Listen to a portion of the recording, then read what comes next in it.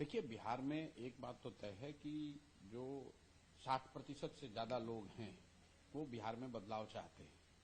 वो चाहे राजद का समर्थक हो, भाजपा का समर्थक हो, जदयू का समर्थक हो, किसी भी जाति धर्म का हो, किसी भी क्षेत्र का हो, लोग बदलाव चाहते हैं। बदलाव इसलिए चाहते हैं कि लोगों ने 30-35 साल में सब प्रयास करके देख लिए, सभी दलों को, नेताओं को देख लिया।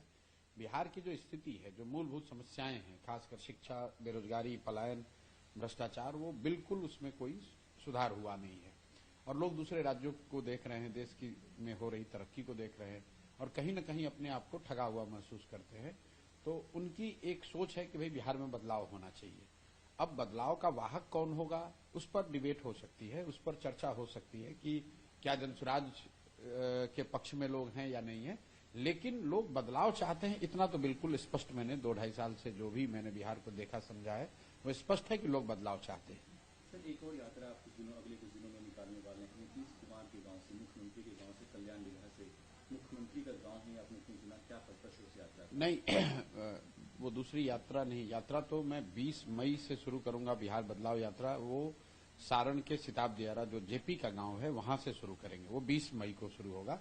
11 मई को हम लोग जनसुराज पार्टी की ओर से एक पूरे राज्य में हस्ताक्षर अभियान, प्रोटेस्ट अभियान शुरू कर रहे हैं, जिसके तहत 3 मुद्दे जो बिहार की सामाजिक राजनीतिक जीवन के डिबेट का, चर्चा का के केंद्र बिंदु में रहा है। एक है जातीय जनगणना, दूसरा है यहाँ दलित महादलित परिवारों को जमीन देने की बात, और तीसरा यहाँ एक चल रहा है भूमि सर्वे। इन 3 विषयों पर नीतीश कुमार की क्रेडिबिलिटी और उन्होंने क्या कहा और क्या किया, उसको लेकर हम लोग जनसुराज के सारे परिवार के सदस्य करीब करीब बिहार में 1 करोड़ लोगों से जाकर बात करना चाहते हैं, उनसे सहमति, उनका हस्ताक्षर लेना चाहते हैं।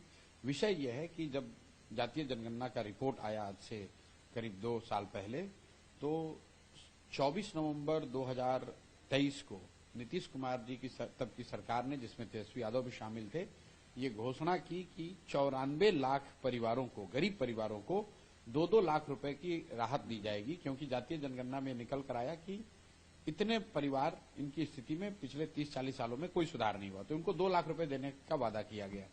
आज उस घोषणा के करीब 2 बरस हो गए, किसी भी परिवार को 1 रुपया नहीं मिला है।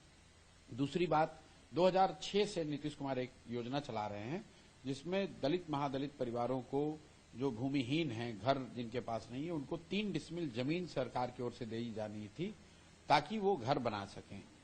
और अभी तक 50 लाख लोगों को ये मिलना चाहिए था, सिर्फ 2,34,000 परिवारों को ही ये जमीन मिली है। और प्लानिंग कमीशन का रिपोर्ट है कि उसमें से भी आधे से ज्यादा लोगों को सिर्फ कागज पे ही जमीन मिला, उनको जमीन का पोजीशन नहीं मिला। और तीसरा, एक बिहार में अभी भूमि सर्वे चल रहा है, और भूमि सर्वेक्षण के नाम पर, लैंड डिजिटाइजेशन के नाम पर राजस्व विभाग जो है बिहार में, वो यहाँ पर धन वसूली का, धन उगाही का सबसे बड़ा जरिया बन गया है। तो ये तीनों मुद्दों को लेकर कि आपने जिन 94 लाख परिवारों को 2 लाख रुपए देने का वादा किया था, उनको दिया या नहीं दिया।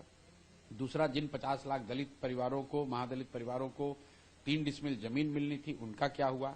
और तीसरा, जो ये भूमि सर्वे के नाम पर आपकी सरकार और आपके अफसर जो लूट मचा रखा है, उसको लेकर, इन तीनों विषयों को लेकर हम लोग ये अभियान शुरू कर रहे हैं।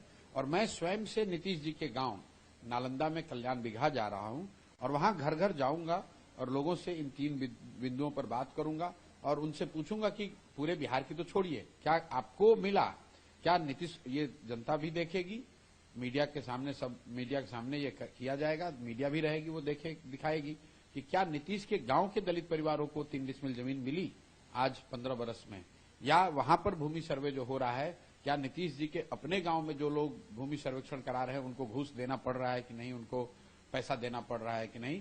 और जो बात महत्वपूर्ण है कि नीतीश जी के गांव में जो गरीब लोग हैं, क्या उनमें से किसी को 2 लाख रुपया मिला कि नहीं। इसी अभियान को लेकर हम लोग 11 तारीख को उनके गांव से इसकी शुरुआत करेंगे।